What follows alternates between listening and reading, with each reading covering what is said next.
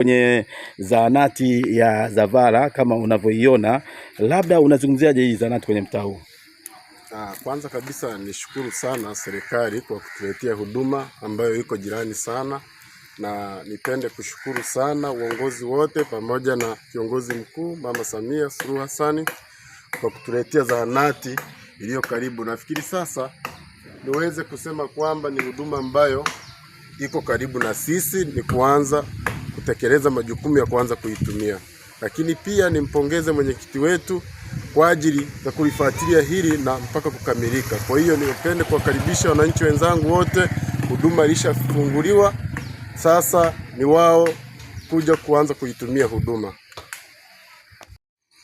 Kwa jina naitwa Omari Ramadhani Hussein, ni mfanyakazi wa kampuni ya Bronze. Mimi ni kazi yangu kubwa ni mlinzi. Katika prosesi zetu za ufanyaji kazi hakuna changamoto tangia tuanze kazi mpaka sasa hivi tunakamilisha daraja letu, na pia tunashirikiana na viongozi walikuwepo hapa kama mwenyekiti wa kitongoji cha Zavala pamoja na baadhi ya viongozi ambao tulikuwa nao karibu. Nashukuru mpaka sasa hivi tunakamilisha daraja letu, tunamalizia kumwaga zege dakika za mwishoni. Kwa maana hiyo leo tunatarajia kumalizia kumwaga jamvi la juu ili tukamilishe daraja ili liweze kuendelea kufanyiwa shughuli nyingine. Labda ukiwa kama mlinzi na pia kama ni mwangalizi mkubwa wa daraja katika kuzunguka kwa katika mitaa, umeona daraja kubwa kama hili? Kusema ukweli tangia nifike hapa mtaa Zavala hili ndo nimeliona daraja. Ni daraja kubwa ambalo linatakiwa mfano kwenye njia nyingine. Nimewahi kupita barabara ya Viwege kwenda Gongo la Mboto hapo, nikaiona yeye njia hakuna daraja kama hili. Hili ni daraja la kwanza ambalo naliona ni kubwa sana.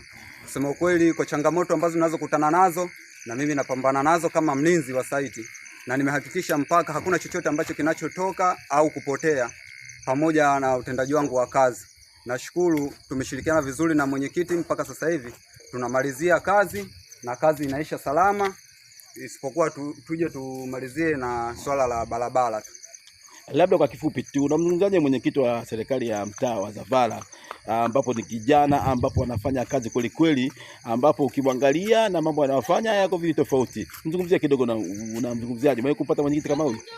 Mwenyekiti huyu ni mfano wa kuigwa. Kiujumla mimi nasema mwenyekiti huyu ni mzuri sana.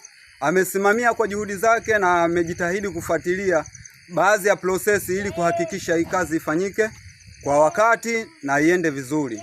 Pia namshukuru Mheshimiwa Rais wa Jamhuri ya Muungano wa Tanzania Mama Samia Suluhu Hassan kuiwezesha katika baadhi ya mitaa ambayo ilikuwa na changamoto. Maana hii sehemu ni sehemu ambayo yani unakuta mvua ikinyesha maji mengi yanatoka huko juu milimani yanachukua kwenye mkondo mmoja, yakija hapa maji mengi yanajaa hapa. Kwa hiyo maji yakija hapa unakuta watu wanashindwa kupita, wakule wa huku.